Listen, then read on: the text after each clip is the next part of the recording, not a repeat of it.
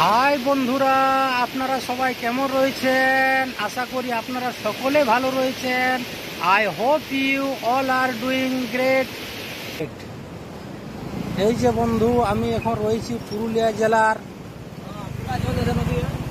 অত্যন্ত গুরুত্বপূর্ণ নদী কাঁসাই নদীতে, কাঁসাই বা কংসাবতী। দেখুন বন্ধু, এটা হচ্ছে কংসাবতী নদীর ব্রিজ। পাহাড়ের দিক থেকে জল আসছে। এই নদীর উৎপত্তি হয়েছে কটশিলা থানার সিমনি জাবর এলাকা থেকে। পাহাড়ের আরো ছোট ছোট নদী এই নদীর সাথে মিলিত হয়ে যাচ্ছে। অযোধ্যার দিক থেকে আসছে বাঁদু নদী।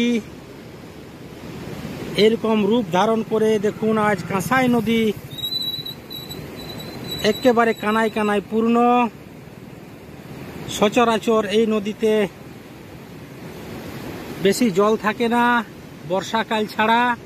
বর্ষাকালে এই নদী কানায় কানায় পূর্ণ থাকে। এই আমাদের গর্বের কাঁসাই নদী। এই নদী পুরুলিয়া জেলা হয়ে, বাঁকুড়া জেলা, মেদিনীপুর জেলা হয়ে বঙ্গোপসাগরে গিয়ে মিশেছে বন্ধু, বঙ্গোপসাগরে মিশেছে। এই নদীর উৎপত্তি পুরুলিয়া জেলায়।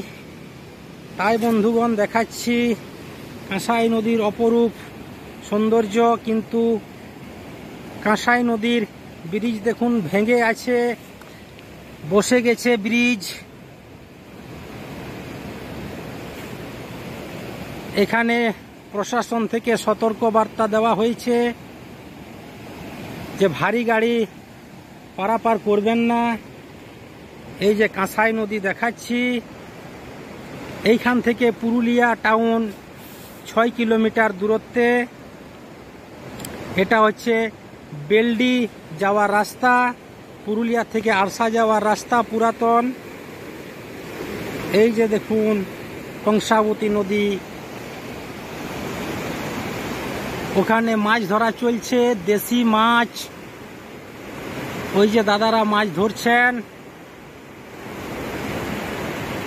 খুব সুন্দর প্রাকৃতিক পরিবেশে মাছ ধরা চলছে। ছোট ছোট মাছ, একেবারে দেশি মাছ। কাঁসাই নদীর সৌন্দর্য দেখুন, একেবারে ভরপুর আকার ধারণ করেছে। এই ব্রিজটি কিছুদিন আগেই বসে গেছে, নিচু হয়ে গেছে।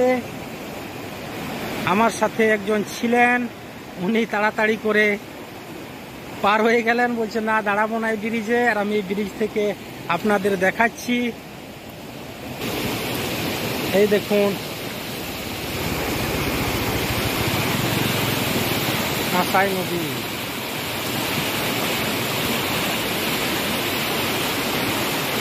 কাঁসাই নদী ছাড়াও পুরুলিয়া জেলায় নদী রয়েছে দামোদর এবং সুবর্ণরেখা। ওই দুটি নদী পুরুলিয়া জেলার উত্তরে রয়েছে দামোদর, আর পুরুলিয়া জেলার দক্ষিণে রয়েছে সুবর্ণরেখা, বাঘমুন্ডির দিকে, ঝালদার দিকে। আর এই নদী পুরুলিয়া জেলার বুক চিরে চলে গিয়েছে আমাদের এই গর্বের কাঁসাই নদী। কাঁসাই নদীর অপরূপ সৌন্দর্য দেখুন বন্ধু। এসেছিলাম এই এলাকায়, তাই আমাদের সাধের কাঁসাই নদীর চিত্র তুলে ধরছি আপনাদের কাছে। খুব সুন্দর জায়গা।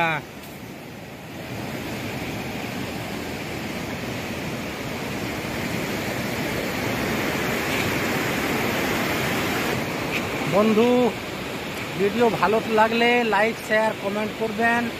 এই আশা ভরসা রাখছি, সাবস্ক্রাইব করবেন।